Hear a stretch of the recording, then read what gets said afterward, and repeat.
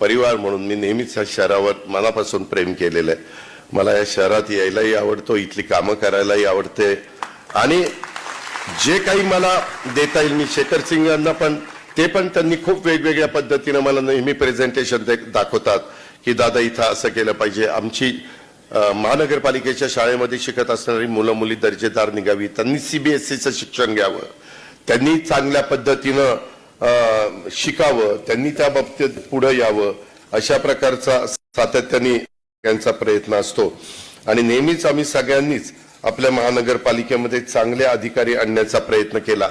त्याच्यामुळेच आपली श्रावणी टोणगे, श्रावणी कुठल्या शाळेत होती? महानगरपालिकेच्या शाळेत.